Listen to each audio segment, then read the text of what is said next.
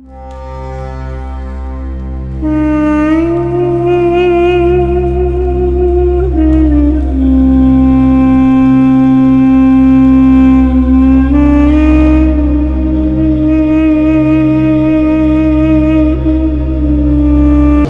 alaikum wa rahmatullahi ta'ala wa barakatuh. Permit me to adopt the established protocol and proceed so that we can save time.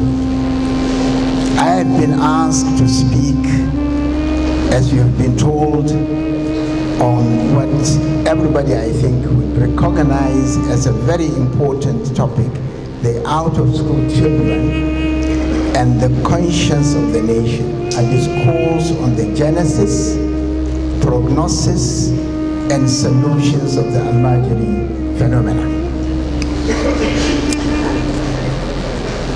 I have gone as far as 2,500 years ago, when a Greek sage, very well known, Socrates, was reported to have said that in the whole of this world there is only one good, and that is knowledge. And there is only one evil, and that is ignorance. What Socrates was trying to say was that every good in this world can be traced to knowledge, and every evil can be traced to ignorance.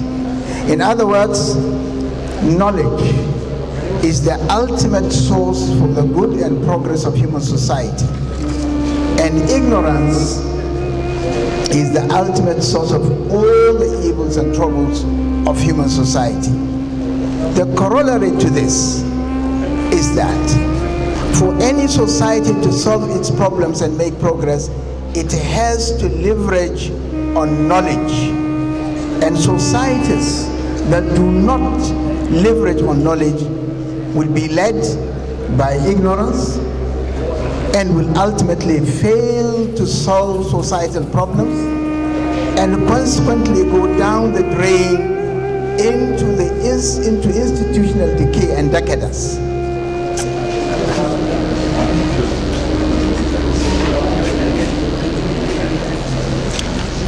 This profound truth is the one thread that runs through human history, from the beginning of civilization to our contemporary times.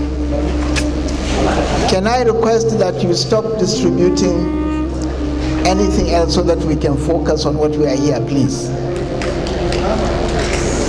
Indeed, human society or human history has documented this reality and is replete with cases where knowledge provides the competitive edge for human societies. Europe, for example, leveraged on knowledge, triggered by the Renaissance, to create the Industrial Revolution, which gave it the competitive edge to dominate the world of the 19th and 20th century. Today, knowledge is said to be the greatest capital, for it is the one factor that gives any entity the edge in the competitive environment of the 21st century. Today, corporate bodies, especially businesses, invest heavily in research and development, which is called R&D, just to survive and thrive. That today, the most sustainable and profitable economy is the knowledge economy only confirms the primacy of knowledge in the affairs of human society. Perhaps we can now understand better why 1400 years ago Islam started its message with the command to read. اقرأ باسم ربك الذي خلق خلق الإنسان من علق اقرأ وربك الأكرم الذي علم بالقلم علم الإنسان ما لم يعلم. This command to read was taken very seriously by the first generation of Muslims, that by the end of the first century of Islam, centers of learning had been established. By the second century, Muslims had started digesting and translating the available knowledge into Arabic, which became the world language of scholarship. By the third century of Islam, Centers of learning in Muslim metropolis, especially Baghdad and Qayrawan, had acquired international fame, attracting students from far and wide. One of these students was Abdullah ibn Yasin of the Sanhaja tribe, who came to Qayrawan to study. On return, started a movement which was to change the course of history, not only of most of Africa, but also of Europe. Now, Qayrawan is very important. One of the famous books that we read of fiqh here, the Risala, is written by Ibn Abi Zayd from Qayrawan. We have also Al-Mudawwana Al-Kubra of Sahanun. These are all some of the scholars of Qayrawan. This is the Murabitin movement, which later split into two. One remained in West Africa, triggering a wave of scholarship that led to the emergence of the Ghana, Mali, and Songhai empires, and indeed later the Sokoto Caliphate. The other went north into Spain, where it established the European Muslim polity called the Andalus. The Andalus became the center of civilization and scholarship in Europe.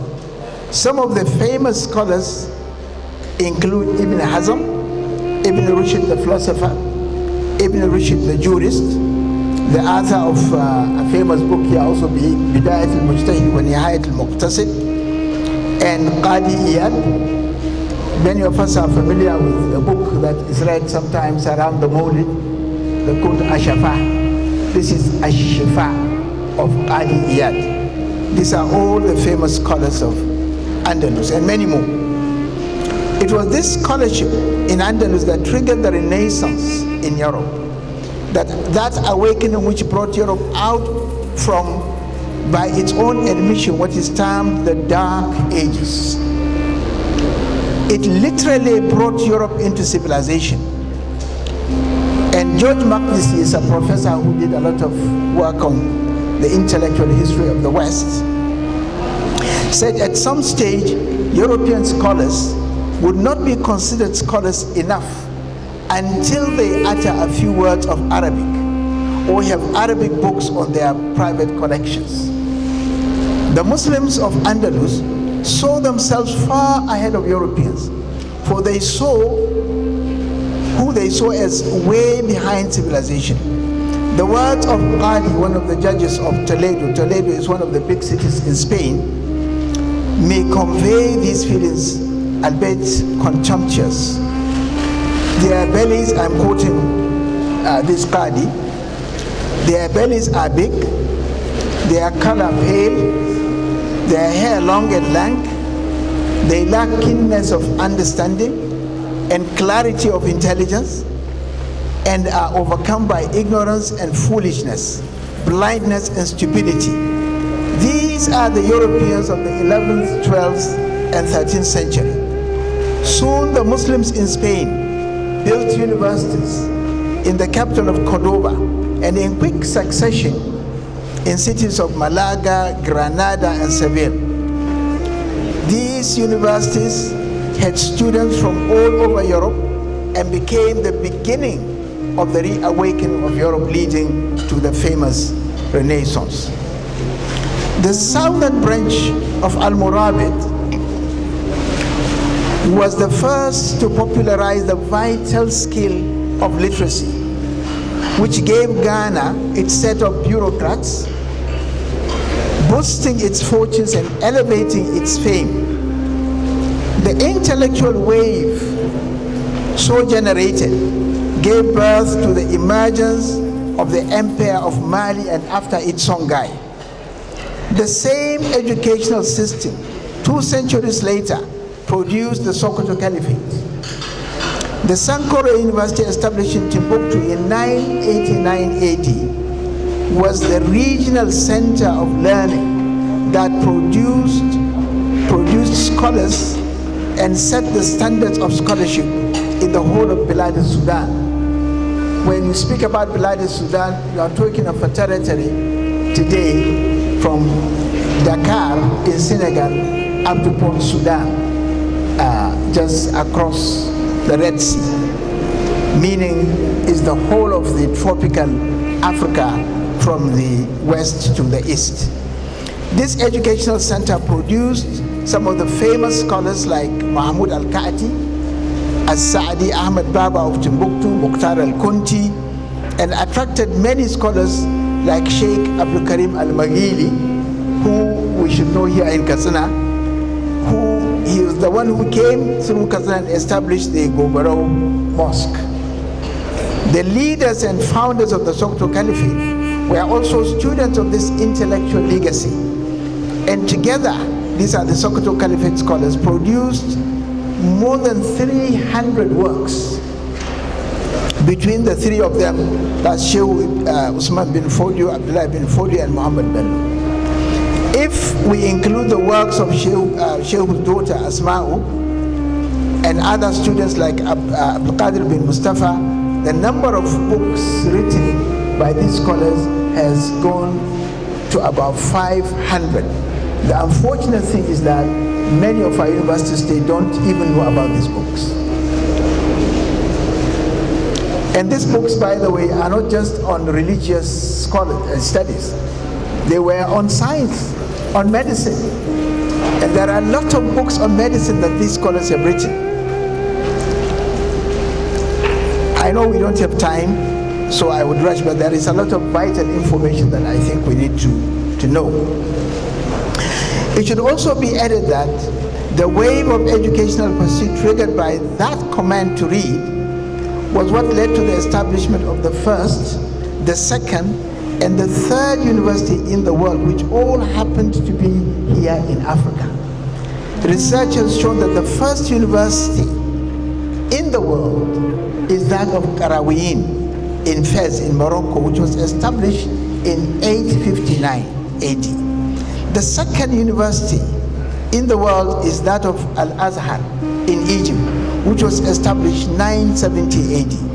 And the third university in the world was that of Sankore, the one in Timbuktu, which was established in 989 AD. The University of Paris was not founded until much later. Rather, the fourth university was that of, that is the first in Europe, is that of Bologna in Italy, which was established in 1088. The University of Paris was founded much later and did not formally receive its status until 1208 AD. Oxford and Cambridge University, the oldest in Britain, were founded in 1167 and 1209 AD respectively. Two of these universities, that is Qarawiyyin and Azhar, are still surviving and thriving. There are Nigerian students even in the Qarawiyyin University that I found studying there. So these universities are ongoing, they are not just historical monuments. These universities have played critical role in the shaping of the future of their societies and regions during the over 1,000 years of their history. This Islamic educational system that woke up Europe from its slumber and propelled it through Renaissance to Industrial Revolution is the same educational system that built the first three universities of the world and gave impetus to Africa's great polities of Ghana, Mali, Songhai, and Sokoto Caliphate. The Al-Majirchi system of education is nothing but a continuation of the same educational system that Islam created. Of course, today, only a shadow of the original. The question is, what happened? For the avoidance of doubt, the corpus of pre-colonial literature has testified to the level of proficiency of the products of this University of Education. When Major Clapperton, the British who came before colonization, came to Sokoto, he lived between 1788 to 1827. He came to Sokoto and engaged Sultan Muhammad Bello. He found the Sultan far more learned and informed than he expected. He admitted that he could not cope with some of the questions, especially on matters of Clapperton's own religion, of Christianity. In Clapperton's own words, he said, and I quote, he, Sultan Muhammad Bello, continued to ask several other theological questions until I was obliged to confess myself not sufficiently versed in religious studies to resolve these knotty points, having always left the task to others more learned than myself. I mean, this is Clapperton reporting how he found Muhammad Bello, and some of you may have read in Fakul Maysur, Muhammad Bello said he cannot remember how many books he read, but he knows they cannot be any less than 20,000. When eventually the British imperialists came, they found a polity which was well governed. And here is the word of Edmond Morel, the French-born British journalist who could not hide his excitement in a revealing account of what the British found in northern Nigeria in the late 19th century and early 20th century. Edmond Morel had this to say: we are in contact with more advanced type of civilization and industrialization at once remarkable, deeply interesting, of great promise. A rough feudalism, a loose central authority, a system of rules superior to anything we have yet encountered, a number of states owing allegiance to a supreme chief and appointing their own district governors, treasurers, war ministers, judges, controlling their own armies, managing their own exchequers, that is their own economy. These are the words of Edmund Morel. By the time the British came to Sokoto, the capital of the Caliphate, there were well over 1,000 schools in Sokoto alone. There was hardly anybody who did not go to school, and there was hardly anybody who was not literate. So there was no out-of-school children, right? I want us to get this very clear. So once again, what exactly happened? That this same education system today exists only in the margins of society, characterized by poverty and deprivation. It is important we unravel the destruction of the once vibrant educational system. Can I request that we suspend the distribution of these things so that we can focus what we are here for? Can I request from the Vice Chancellor that we suspend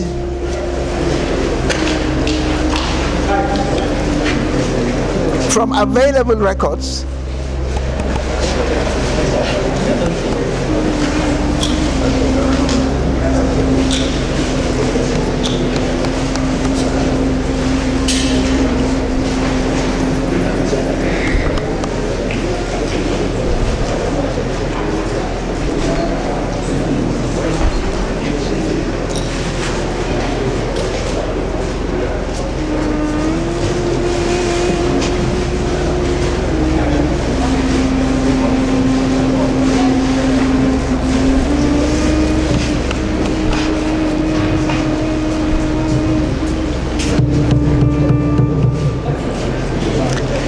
from available records.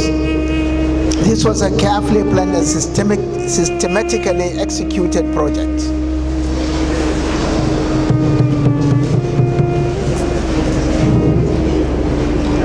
I would have been surprised if we finished without a hitch, because this speaks to our country.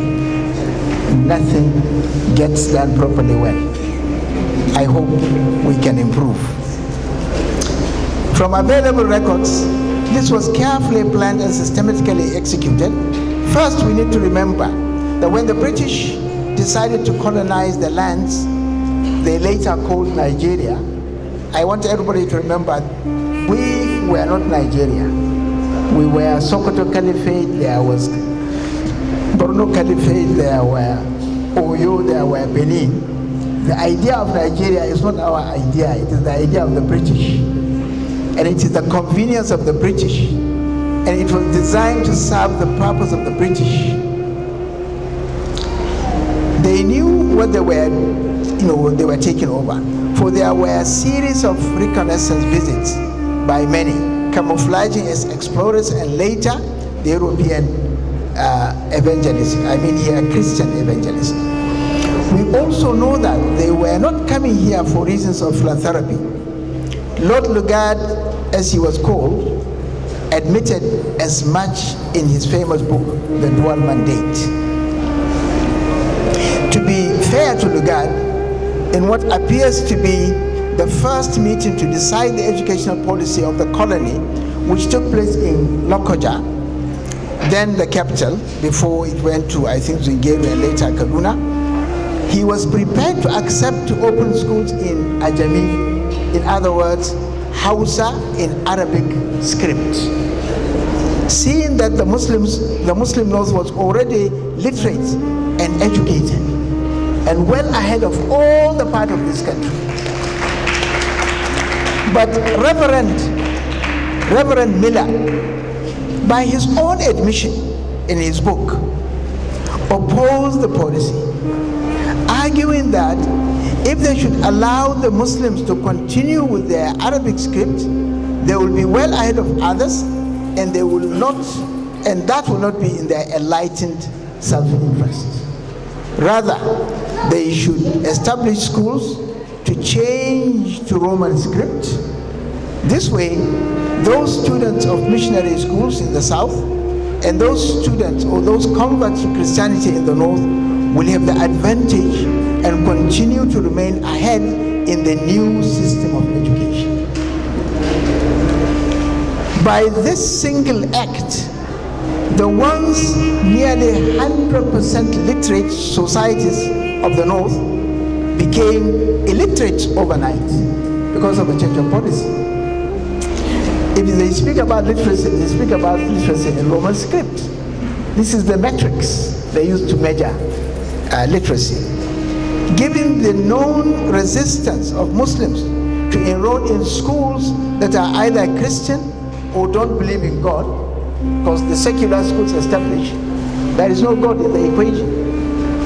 God may be tolerated for a period of time, but there was no God there. And no sensible Muslim will take his child to these kind of schools. So, because of this, the policy of exclusion will work out well. If you look at the table below, you get the point more clearly. I'm not sure how many people have the papers, but when you have a look at them later, the point is, in 1906, the South had 126 primary schools, and the North had only one primary school. In 1912, the South had 150 primary schools, and the whole of the North had only 34. In 1926, the South had 3,828, while the North had only 125. In 1937, the South had 13,533, while the North had only 539 primary schools. In 1947, the South had 14,984. Now, let me not take too much time on this. The point is that until 1957, the North had only 2,080 primary schools. There are other statistics for secondary schools and for the pupils themselves, the number. This you can look at. The point is, you can see the trend that the schools established have given them that huge advantage, and that was the design. Another table has statistics about the different regions, the east, the west, and then in the north, the Muslims and the non-Muslims. Now, the percentage of population with 4 or more years of formal education while the East had 10%, the West 10.2, the West had 10.7. Non-Muslim North, that's the Christian communities, had 1.4. Muslim North had only 0.7. Now you can take more statistics to see the disparity, the gradual, if you like, exclusion of Muslims in the equation. Having started the colonial enterprise by upstaging Muslim societies, they followed this with a meticulous plan to vitiate Islamic education and keep the Muslims down. The colonial educational department was staffed by British colonial officers who served in the Sudan and had the experience of Mahdiya. Now, not many of you, I'm sure, are familiar about Muhammad Ahmad al-Mahdi of Sudan. I hope Dr. Tijani will help my master's station to come out very soon, because I did a comparative study.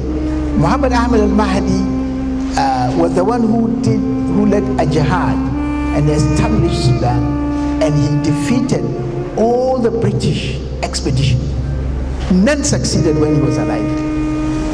And the British had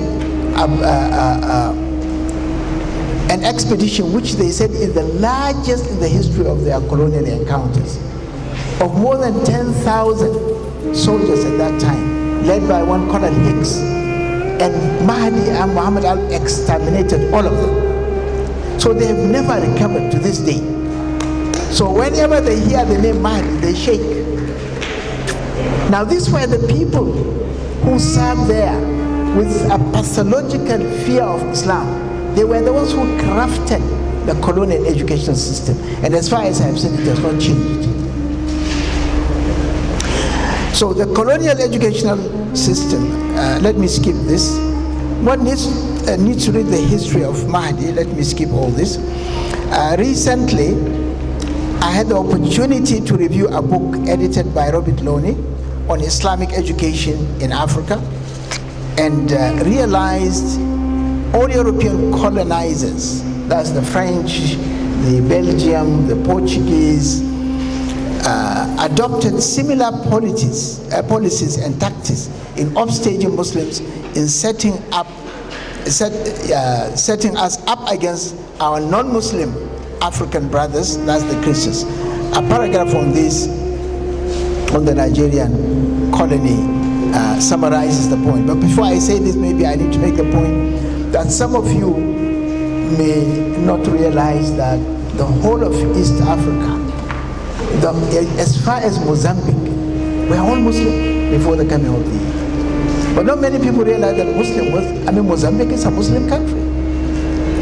The same Quranic schools that you see here and everything, but they were completely excluded. And until we finished our university, we never thought that Mozambique was a Muslim country. So this is the extent of disfiguring of, the history or the what they found. I quote from a review I made of this book, because this part relates to Nigeria. Here are the three major officials who formulated and directed educational policy in the first 2 decades of colonization, all spent various times in the Sudan. Lord Lugard himself served in the Sudan before coming here to become the Governor General. He commanded first in the Sudan. His successor as Governor, Percy Greward, served in the British Army and witnessed the defeat of the British in the hands of Mahdi in 1885. And Hans Fischer, a missionary who became the first director of the Department of Education. With the memories of the Sudan, the British colonial administration remained jittery about what the Muslims might do, and had to be gradually and in subtle, had to be gradual and subtle in undermining and dismantling Islamic education. Consequently, British officials strove to control Egyptian influence, and I'm sure our father, the Pro-Chancellor, will remember this, because as far as I know, he was in Azhar. control Egyptian influence in northern Nigeria, denying recognition to Muslims educated in Azhar. I'm sure you remember this, sir. Refusing permission for Nigerian Muslims to study there, and screening Arabic literature coming into northern Nigeria from Egypt and elsewhere. By 1930s, Arabic ceased to represent a priority in many of government schools.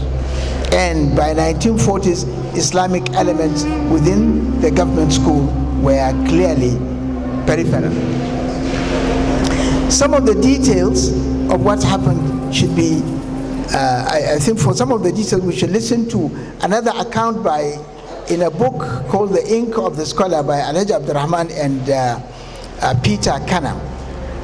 And I quote something that relates to the Katsina College because we are here in Katsina. And I quote, and they wrote, "The history of Katsina College is a good example of the way in which the various currents of opinion within the British administration shifted from time to time. In its early years, Arabic and Islamic instruction had a prominent place in the curriculum." Maybe this was a bait to invite people to feel comfortable. This was reflecting the views of the British residents like Palmer, who suggested strong support for Islamic education. But when in 1930, Katsina College broadened its scope and introduced science and other modern subjects, the time allotted to Arabic studies and Quranic instructions fell sharply. This demonstrated the increasing influence of British education officers who were impatient to modernize and impatient of what they thought was the extreme conservation or conservatism of Islam. Similarly, every attempt to encourage the broadening of this curriculum in Quranic schools, as in Borno, soon stopped. This was partly from lack of funds, but mainly from lack of interest on the part of colonial authorities. From 1939 to 1960, the British administration paid less and less attention to the problem of encouraging a workable union between the Islamic and Christian Western system of education. The forces unleashed by World War II brought about political pressures of mounting strength, both inside Nigeria and in Britain itself. The pressures were to rapidly expand education throughout Nigeria and to bring the backward north, so they were calling us, into line with the advanced south. British officials in northern Nigeria were accused by both Nigerians and the British of trying to put the clock back and of attempting to preserve ancient institutions and practices in order to prolong colonial rule. This was a blackmail, and I'm sure the Muslims will remember around the struggle of independence and even early in the 60s. This was the debate when some of you were in Lagos.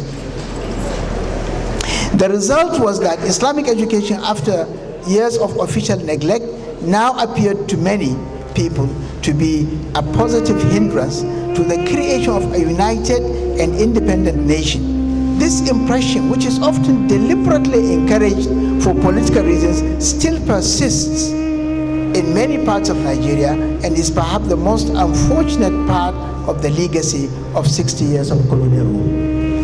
This impression is still there, that the North is keeping the country behind, that we are lagging behind, we have to be dragged and this and that. And we have to change this narrative because it's not true. It's colonial propaganda. There are lots and lots of overwhelming evidence that time and space will not allow for. The summary of the colonial educational policy was to subvert Islam by undermining its educational system and stifling its growth and establishing enduring obstacle to its recovery. They started by upstaging the traditional Islamic educational system. Then they proceeded to delegitimize Islamic system of education, the term out of school children is part of this delegitimization tactic. Why?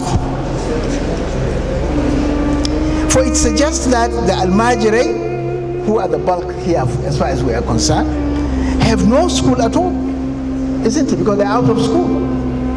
But we all know that they have a school, which chronologically is older than the Western education system itself.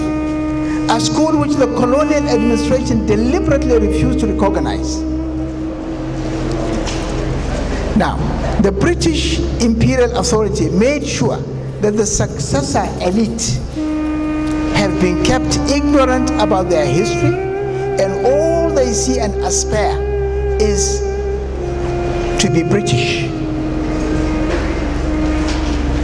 The generation of, sorry sir, I have to keep referring to you as the older person here. The generation of Lambasani, when we found them, you know, until they started rebelling, they were British in everything. When you get to their house, everything was British. And they were very proud of all these things. They go to London in summer, they come back and everything. I mean, this was the orientation. These were the people that the British handed over the country to when they were leaving. Speaking English became synonymous with being educated, and Islamic scholars, with all the books they have read in Arabic, were declared illiterate. By this logic, we can declare the whole of China illiterate, isn't it? Because they don't use Roman script. Such was the folly, such was the propaganda, and such was the tragedy. After independence, there were a series of efforts to rescue the Islamic educational system. It expectedly started by Sir Ahmad, the premier of northern Nigeria, and Sardauna of Sokoto. In 1962, basically the second year after independence, he set up a committee to advise him on Islamic affairs and to address the issue of Islamic education. Perhaps Professor Shehu Galadenchi is the only surviving member of this committee, and I had the privilege of discussing this subject with him, and later I located the file with Sardauna's own handwriting in Arewa House, in the archives of Arewa House, summarizing the policy, position, and implementation of this Sardauna committee. Again, I quote a small section from Abdurrahman and Kanham's book, The Ink of the Scholar, and I quote, "One of the first acts of the new government of Northern Region was to appoint a committee of ministers to examine the traditional Islamic educational system in order to give it financial and professional assistance.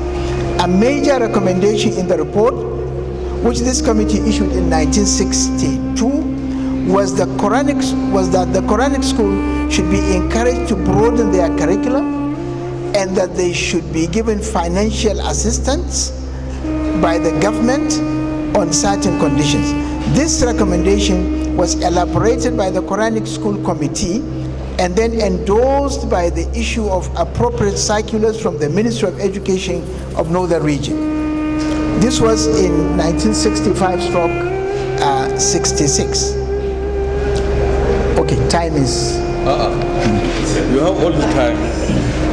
Only that time I love. Wannan kamar ba magana. Thank you. Now let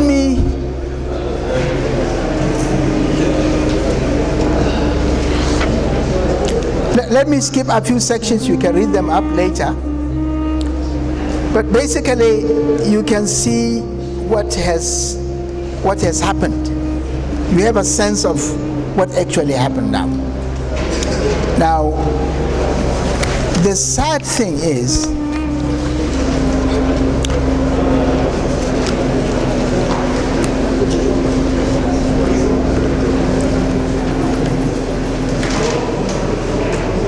first, the very conception and design of the projects were not properly thought through. These are some of the efforts that we have done earlier. So sustainability was always a problem. Secondly, these efforts were too often not inclusive, as they leave out major stakeholders, the traditional ulama, who jealously guard the tradition and suspect every move by the Western educated elite, and rightly so. Thirdly, there were obstacles coming from planted institutional sensitivity to anything Islamic. The non-Muslims would appear to have been programmed to oppose just anything Islamic. Some of you remember this currency issue. We're all talking about why Arabic on this currency, why Arabic on this currency. What's the problem with Arabic? If you had put Chinese there, they wouldn't complain. But because of that sensitivity, they have been programmed, very much like the American housewife in Gore Vidal's book, who was ready to fight communism. And even as she was still asking the question, what is communism? I don't know if you got this story right. Gore Vidal used to be, if he's still alive, the best American writer alive. And he was anti-communist in the 60s. They went around the United States, campaigning against communism. Lectures all over, in California, in Chicago, in Dallas, in everywhere. And he wrote in his book that one day, after the lecture, an American housewife raised a question. She said, I'm a housewife. I have two questions. My first question is, how can I, as a housewife, fight communism? My second question is, what is communism? Now, I hope you get the point. She's ready to fight what she doesn't even understand. And this is what is happening to some of our Christian brothers in this country. They're ready to find something that they have not quite started to understand it. But this is all part of colonial programming. We may add to this instance where some of the efforts were fairly conceived and reasonably inclusive, but the project gets politically hijacked, therefore impetuously implemented, and ultimately it failed to achieve the set objectives. And here I have in mind the Jonathan Al-Majri schools that are lying fallow, standing as evidence of our folly and sheer irresponsibility. Meanwhile, the number of out-of-school children keeps rising. According to UNESCO's report of 2022, the number of out-of-school children in Nigeria has reached 20 million now. The World Education blog reports that Nigeria has the highest number of out-of-school children in the world. We have just seen how this out-of-school phenomena was deliberately and systematically engineered by the British imperialists, and how it was sustained and made worse by successor secularized leadership after independence, and now exacerbated by largely ignorant, morally bankrupt breed of leadership, which has lost the sense of shame and which spends fortunes of public funds on singers and dancers and showers all manners of largesse on hangers-on, while the children of the poor roam the street without food to eat, without clothes to wear, without shelter to sleep, and they brazenly and fragrantly answer the titles of honorables, distinguished, and excellencies. Where is the honor? Where is the distinction? And where is the excellence? And we, the community, are silent. We fail to stand up to them. We even stand up to honor them. Where is our conscience? Where is the conscience of the nation? Where is our courage? Granted, our politics has no content, no conscience, no courage. Where is our community and religious leadership? Have we lost that too? What is happening to us?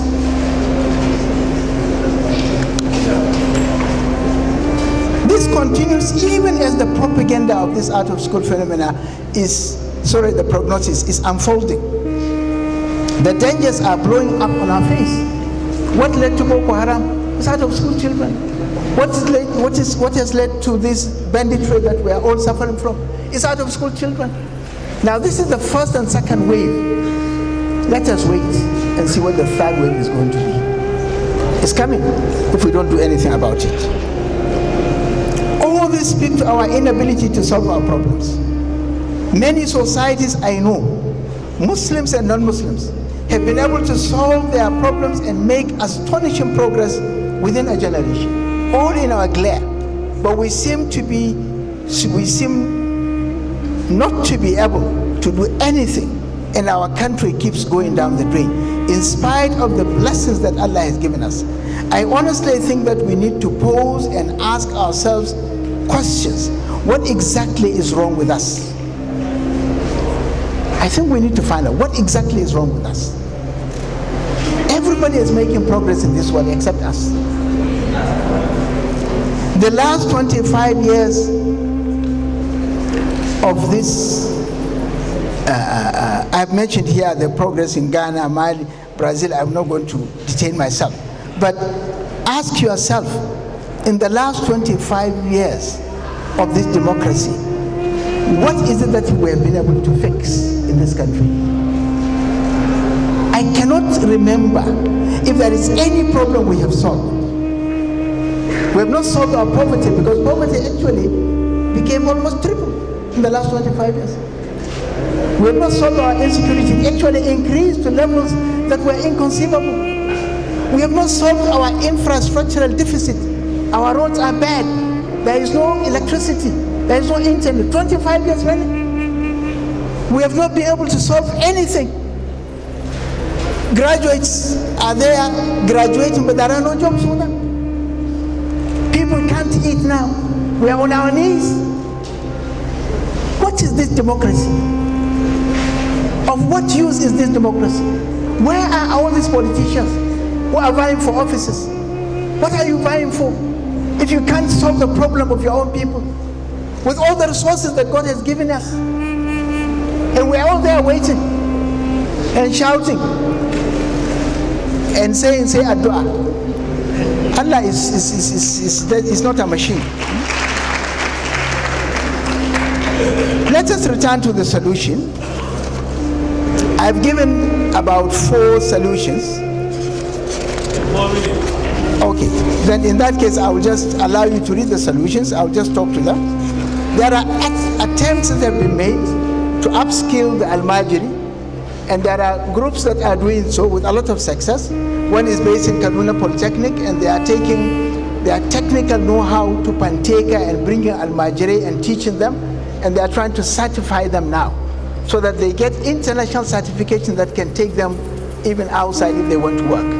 There is a group called Ingausa. They are doing a similar wonderful thing. One of them has taught Al-Majiri coding language of computer, and he has tested them with graduates, and he has found these Al-Majiri are getting higher marks than these people. So, and there is another one, Ario Foundation. I've spoken about the one that my organization has been involved. The details are there. What we are trying to do differently is to see how can we do things differently, because here we are very fond of repeating the same thing over and over again. And you know what Einstein says? He says to repeat the same thing over and over and to expect different results is another sign of insanity. You must be crazy. And we are doing the same thing. Everything of ours is just a repeat of what, you know. And this is why we're not making progress, perhaps. So here we are trying to bring in all the people. We are trying to generate a consensus on this education. The community, the ulama, the stakeholders, everybody, the government itself. Let us agree that this is the path to go.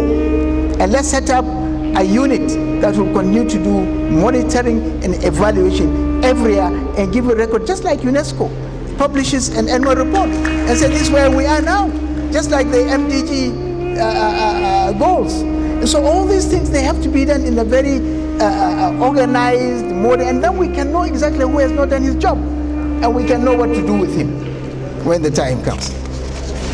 Chairman, maybe I will just conclude now. Okay, just before we conclude, we need to revisit the big culprit, European colonization. We have not quite studied the damaging consequences of this European terrorism of 19th and 20th century. I don't see any difference. Colonization is simply terrorism, isn't it? You come by force, you take over people's property, you steal their resources. What do you call that? What word do you call that? Precisely. So they should stop using this terrorism on Boko Haram and alone. They should know who they are. Not only did it steal our material resources, but worst of it, it stole our mind. By that I mean it perverted our thinking by hiding our history and giving us a false impression that we were worth nothing. And we need to look up to them for development and progress. Our educational system, our legal system, our economic system, and our frame of mind is all Western. And I'm not talking about history, I'm talking about today. At independence celebrations, we continue to celebrate this mental slavery. We are unable to think independently, and of course we always remain behind Europe, trying to catch up with it. Even when it is obvious that Europe itself is in trouble, we continue to idolize it. For the avoidance of doubt, I'm not against sharing and gaining knowledge and wisdom from anywhere in the world. The Prophet of Islam sallallahu alaihi wasallam has given us a very clear license on that. China is leading the world in science and technology without having to learn English, without having to run democratic system of governance, and without having to defer to the West. It is the West now that is learning Chinese. It is the West now that is listening to the Chinese. I can't see how we can solve our problems when we remain in the orbit of the West without self-worth. There is no better evidence of this than the fact that we continue to practice American system of government even as we keep complaining that it is expensive. It is not working. It has brought us all the troubles we are contending with today. Our political scientists can only ask us to deepen democracy. Even as we see that we are only deepening our troubles. The only people gaining are the politicians who are deepening their pockets. Are we really under a spell that we can't speak? Finally, to conclude, I have attempted to explain the etiology of the out-of-school children phenomena, and the overwhelming evidence shows that it was deliberate. It was the deliberate creation of British colonial administration. The opportunities we had to correct this seem to have died with the Sardauna of Sokoto. Efforts made after that had remained feeble, uncoordinated, and unsustained. The consequences of our failure to fix the problem are already here with us, taking heavy toll on our lives and resources, and now threatening the very future of our societies. We are further constrained by the kind of leaders we are toiling under. A leadership that has emerged from a faulty leadership recruitment process, a leadership that does not seem to imbibe the sublime values of Islam and could not therefore care much about the suffering of the poor Al-Majri, a leadership that has no record of solving any societal problem in the last quarter century, a leadership that is difficult to communicate with, not only because of its short attention span, but also because it has not been prepared to solve problems in the first place. As Gilbert Chesterton would say, it isn't that they can't see the solution, it is that they cannot even see the problem itself. Yet, we still have to continue the efforts, if only because Allah insists that we have to continue, we can't give up. I mean, Allah has made it very clear, you can't give up. You know, I mean, the ayah of the Quran is very clear. In this depth,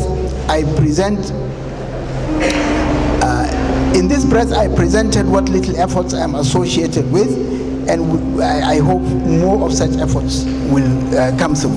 The trick is not to rely on government while keeping it on its toes to deliver on its responsibility. We may also remember what Albert Einstein said again: the world will not be destroyed by those who do evil, but by those who watch without doing anything. Distinguished audience, I have tried, I know time is up.